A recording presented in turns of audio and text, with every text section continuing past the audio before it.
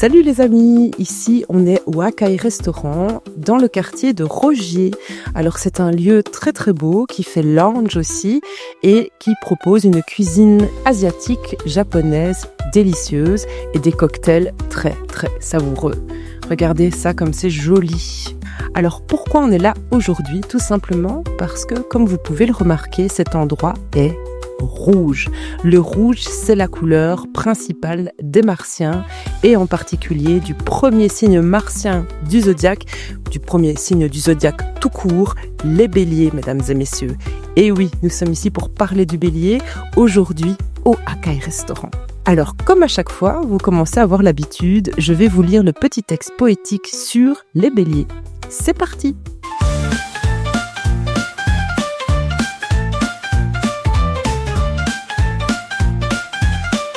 Bélier, t'es fou allié, sans te fourvoyer, tu éclaires nos rêves enfuis à la lumière de nos envies. Tu vois clair, Lucifer, sève de printemps, énergie solaire. Avec toi, il est temps. Fini les paroles en l'air, on remue ciel et terre, on s'enflamme, on s'en va en guerre. Tu donnes les armes, l'impulsion, la passion divine, tu lances la machine. Bélier, t'es fou allié, et le meilleur des alliés. Nous voilà propulsés, t'es la fusée qui nous envoie sur Mars. Avec toi, ça passe ou ça passe. Certains te croient dur, mais rien à voir, ils ont tort. Avoir une armure de warrior n'enlève rien à ta sensibilité. Et ceux qui te connaissent bien ne sont pas sans savoir que ta générosité est illimitée, inimitable et insatiable. Bélier, t'es fou allié. Avec toi, rien n'est périssable. Du désert, tu es le sable, tu es le désir sans âge. Le livre est ouvert et t'es toujours à la page. Tu déverrouilles les cages à tous les étages. Tout bouge, tout coule et tout fout le camp. Tu déroules le tapis rouge, tu es volcan. Ça vibre, ça court, ça s'éparpille. Ta cible, toujours, c'est la vie. Bélier, t'es fou allié. T'as pas froid aux yeux, rien ne t'arrête. Et quand tu t'entêtes, certes c'est parfois dangereux, mais Dieu qu'il fait bon vivre près de ton feu. Eh ben salut Créchen. Salut Baude. 6e vidéo. Exactly. Et là, on peut dire qu'on est très très haut là. Ah oui, on est haut là, on est au perché. Vachement haut. Au 30e étage. On est au 30e étage, ça a été un petit peu difficile pour moi, vu que j'ai peur de l'ascenseur, mais je suis contente d'être là, ça valait le détour. Essayons d'analyser et de comprendre ton texte sur le bélier. En 10 questions essentielles, ton texte insiste sur l'énergie brute et le dynamisme du bélier.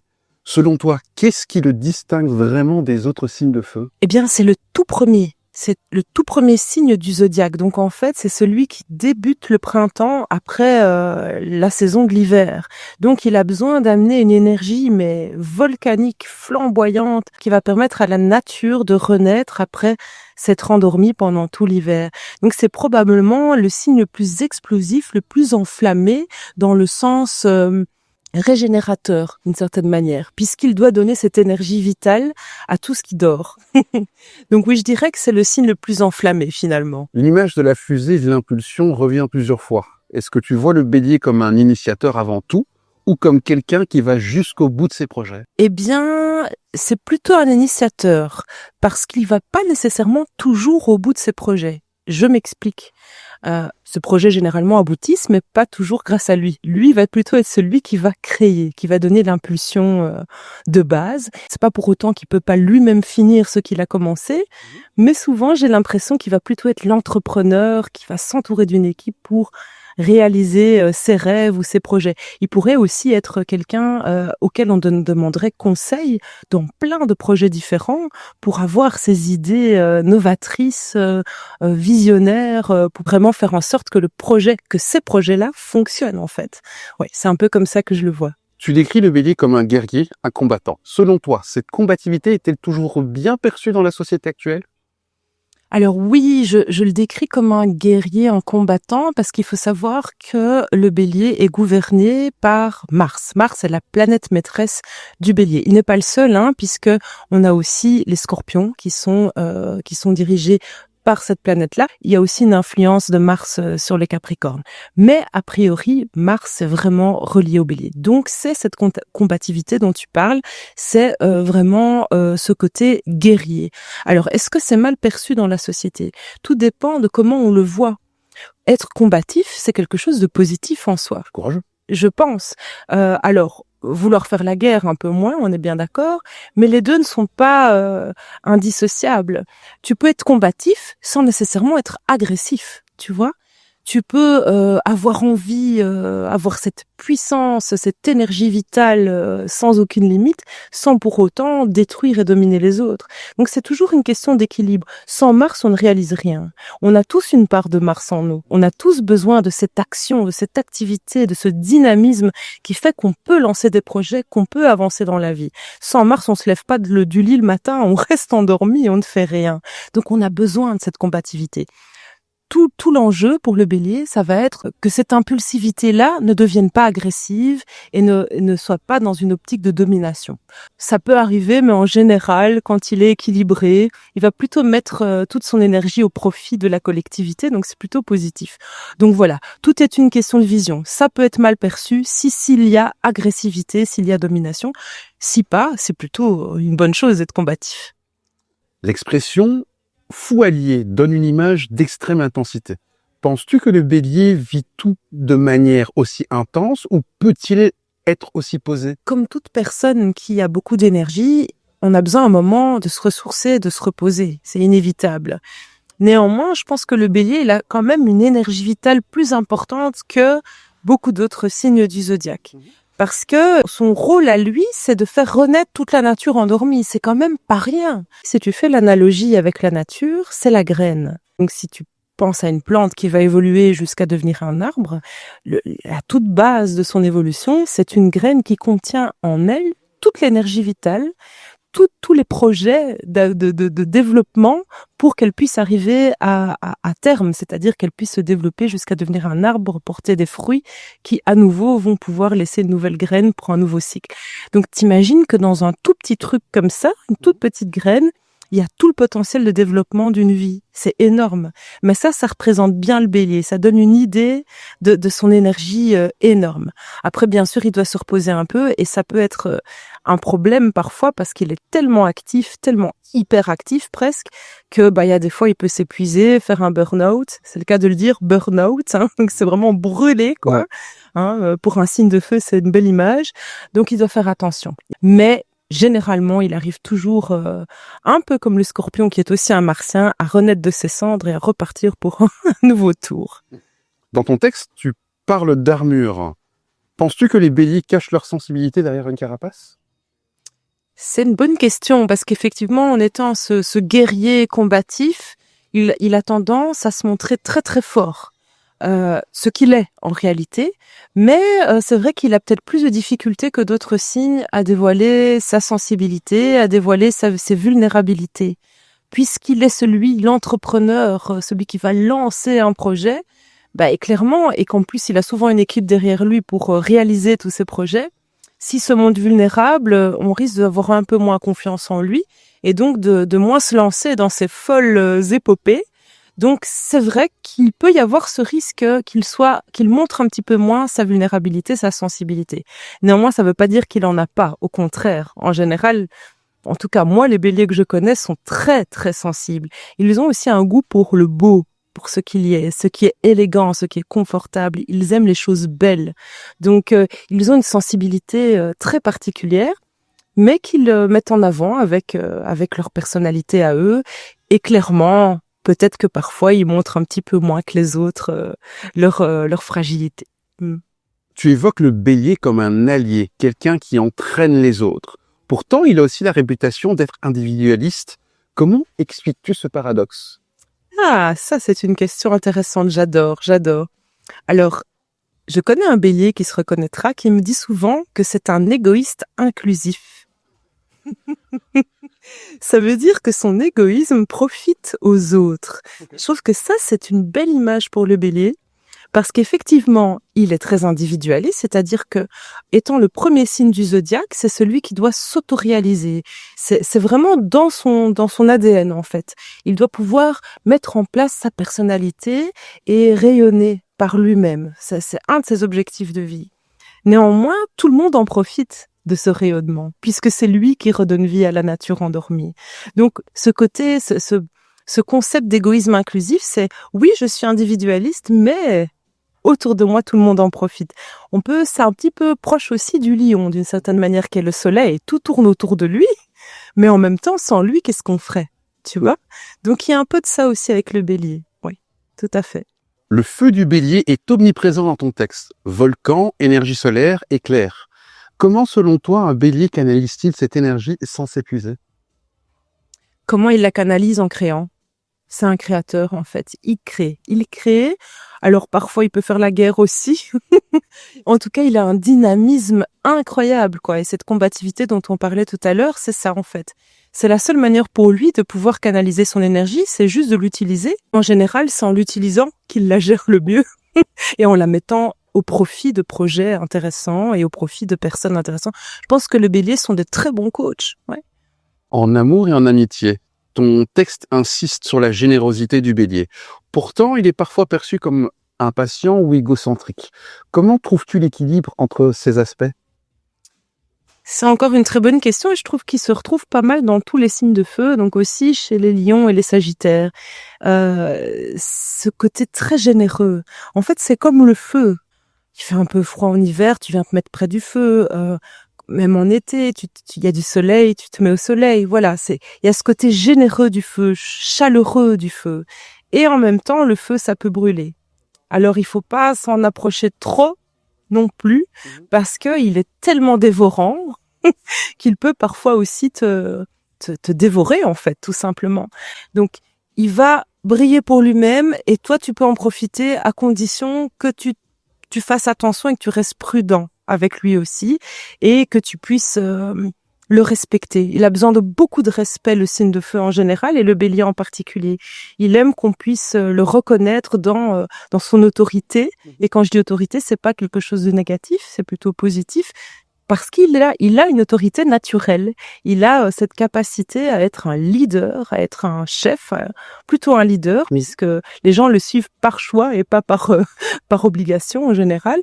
Mais donc oui, il y a ce côté-là. Ça peut être à double tranchant, parce que ce côté leader, s'il en profite un peu trop, clairement, ça peut déborder aussi. Donc, comme le feu peut à la fois te réchauffer, mais il peut aussi tout brûler. Donc c'est ça, c'est toujours trouver l'équilibre entre les deux, entre cette générosité et ce danger de brûlure, en fait, un peu. Ta dernière strophe parle du bélier qui déverrouille les cages, qui ouvre le chemin.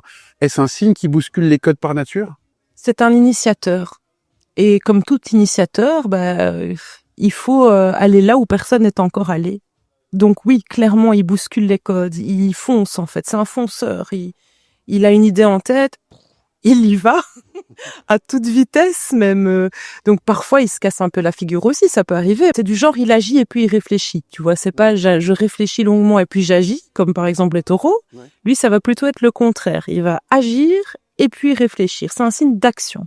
Quoi qu'il arrive, il agit. Si tu lui demandes de l'attention pour discuter de tes problèmes ou quoi que ce soit, il va être orienté solution. Donc, il va trouver une solution tout de suite. Soit tu voulais juste une oreille, c'est raté.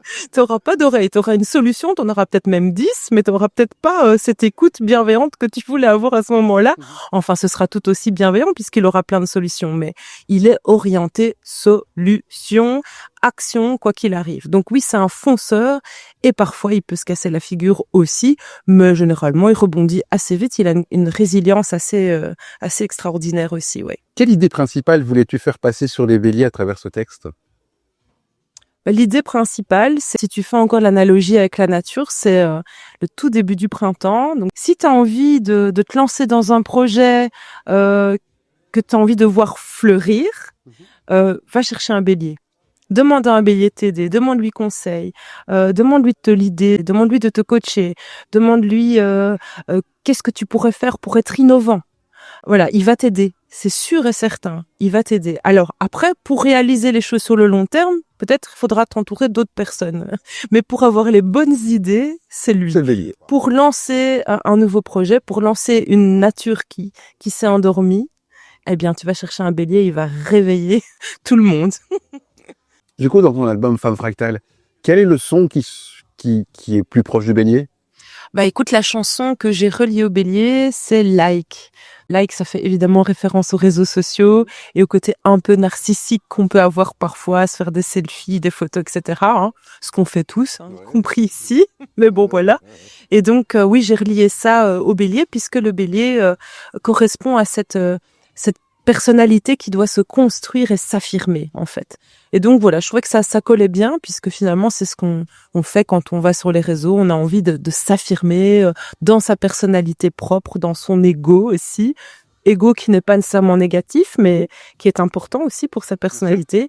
Bon, après, il y a un peu d'ironie dans cette chanson aussi, évidemment, puisque l'idée, c'est quand même de poser question sur ce narcissisme quand il est exacerbé, mais d'un autre côté, c'est avec beaucoup de bienveillance et de bonne humeur que je le fais. La petite question bonus. Selon toi, en fonction du décan, y a-t-il une différence entre un bélier du début, du milieu et de la fin de la saison? Quel décan correspondrait le plus à ton texte?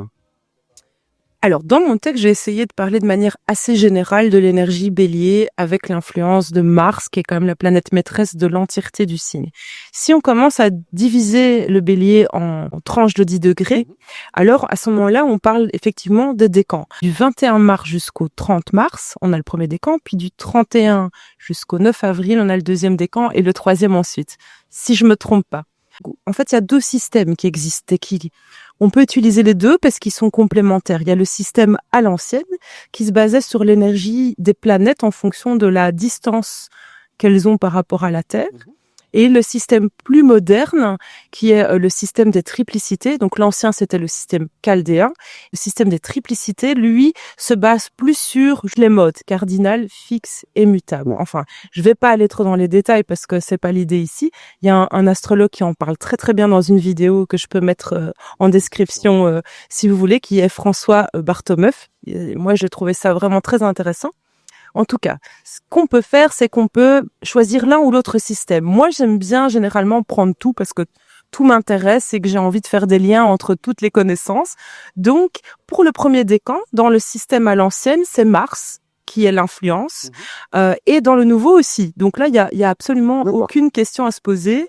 On a vraiment le tout premier décan est non seulement gouverné par Mars par nature, mais en plus, que ce soit dans le système chaldéen ou le système des triplicités, il y a doublement Mars. Donc alors là, tu peux être sûr, tu vas avoir des personnes extrêmement explosives et dynamiques.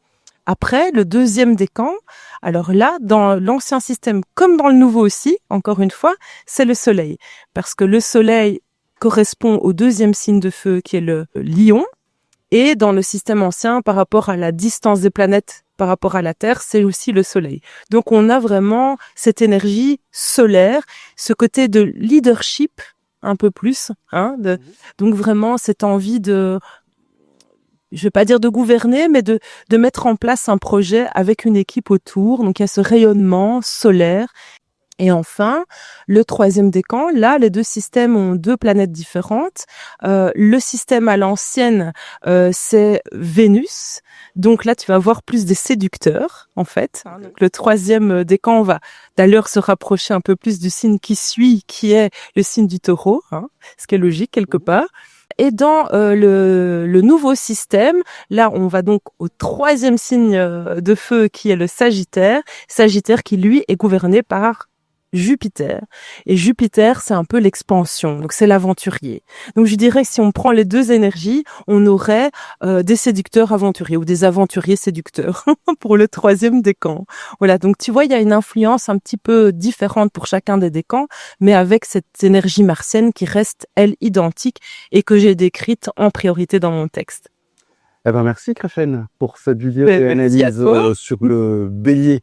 Évidemment, si tu te reconnais, n'hésite pas à laisser un petit commentaire, cliquer, liker et partager. Ça fait toujours plaisir au référencement. Merci Krachen. Merci Maud.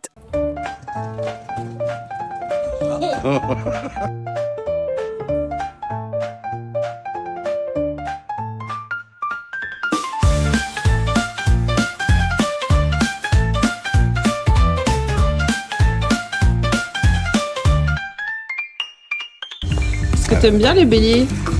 Évidemment. T'en connais combien? Aucun. Tu sais que c'est l'opposé des balances. Ah bon? Ah bah oui. Je sais pas.